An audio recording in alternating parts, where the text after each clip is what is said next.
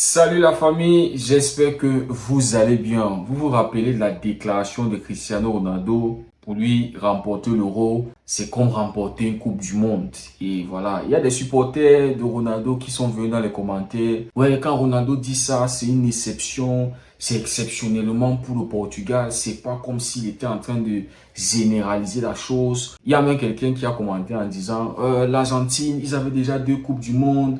Ils avaient déjà quand même quelque chose. Le Portugal, avant cet euro, n'avait rien. Donc, quand Ronaldo dit ça, ouais, on peut comprendre. Ne remporte pas une Coupe du Monde qui veut, mais qui peut. Ne remporte pas une Coupe du Monde qui veut, mais qui mérite. Parce que ce que vous êtes en train de vouloir faire là, non, on ne va pas s'entendre. On ne va pas s'entendre, les gars. Si on veut aller sur cette logique d'exception, je vais vous prendre l'exemple, je vais vous prendre un cas. Erling Haaland est un joueur de la Norvège. Nous savons tous que il faudra un miracle pour que la Norvège puisse remporter une Coupe du Monde un jour. Erling Haaland certainement va finir sa carrière sans remporter une Coupe du Monde. Mais les amis, il y a une possibilité. La Norvège demain peut constituer une équipe, se battre, aller remporter l'Euro. Donc, si Erling Haaland se place un jour et dit, voilà, pour moi, après avoir remporté l'Euro, je considère ça comme je considère ça comme une Coupe du Monde. Non, les gars, les gars,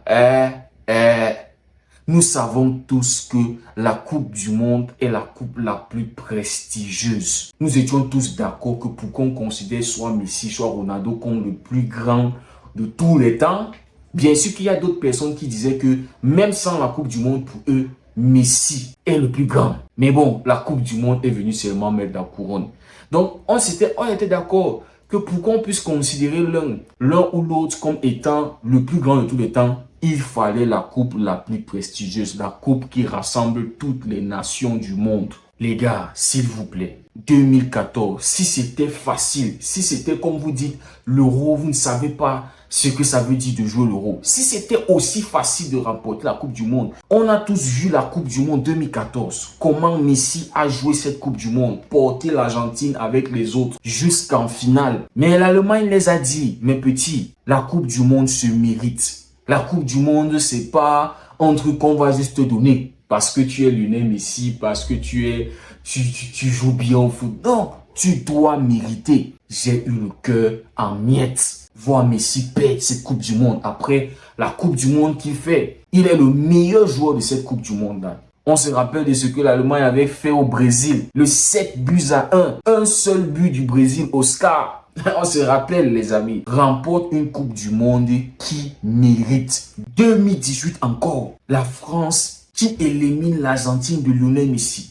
Mbappé et sa troupe. Hugo Lloris, capitaine. Je pense que c'est Hugo Lloris qui était le capitaine, si je ne me trompe pas. Capitaine. Les gars, ils éliminent l'Argentine. On se rappelle de Messi prenant sa retraite internationale et toute la nation qui s'est unie jusqu'au président se mettre sous la pluie pour supplier Messi de revenir. Messi qui réfléchit, qui dit « Je vais aller encore essayer ». Copa América, n'en parlons pas. 2 finales successives, le Chili les a battus. Bon, on ne parle pas de la Copa América. 2022, les gars. L'humiliation, perdre le premier match de groupe face à l'Arabie Saoudite. Je suis sûr qu'il y a tellement de haters de Messi et de l'Argentine qui ne voyaient pas l'Argentine même traverser les phases de groupe. Ou bien peut-être aller genre quart de finale, un truc comme ça. Je sais pas trop. Mais je suis sûr qu'il y a tellement de haters qui ne voyaient pas l'Argentine aller jusqu'en finale. Et la Coupe du Monde que Messi fait. Meilleur joueur à tous les phases. Tous les phases. Groupe, quart de finale, c'est quart de finale, huitième de finale, quart de finale, demi-finale, finale. Messi a été meilleur à tous les phases, les gars. Homme du match, meilleur joueur de la Coupe du Monde 2022. Messi, double buteur en finale de Coupe du Monde. Les gars, vous ne pouvez pas banaliser la Coupe du Monde aujourd'hui. Dire que l'Euro, c'est compliqué, vous ne savez pas, machin. Non, non les gars, on ne peut pas accepter ça. On ne peut pas. Il n'y a pas d'exception. Si on veut faire l'exception avec comprendre que non, oui, Cristiano Ronaldo, c'est lui qui, oui, l'Euro, machin. Oui, bon, on peut considérer ça comme une coupe. Non! On va faire l'exception pour Erling Haaland. On va faire l'exception pour Samuel Eto'o qui a remporté la Coupe d'Afrique avec le Cameroun. Samuel Eto'o à un moment a mérité aussi le Ballon d'Or. Le Ballon d'Or 2005. Samuel Eto'o devait prendre ce Ballon d'Or là, mais puisque voilà, pas de Coupe du Monde, Cannavaro, machin. On va aussi considérer que oui, puisque Samuel Eto'o est considéré comme le plus grand joueur africain de tous les temps, Samuel Eto'o ne peut pas participer à l'Euro parce que c'est pas un Européen. Voilà, mais il n'a pas remporté de Coupe du Monde, les gars. On va aussi faire l'exception pour Samuel Eto'o qui a remporté la Coupe d'Afrique 4 fois Ballon d'Or africain. On va faire aussi l'exception avec la Croatie, avec Modric, Ballon d'Or qui a porté sa sélection jusqu'en finale Coupe du Monde 2018 si je ne me trompe pas.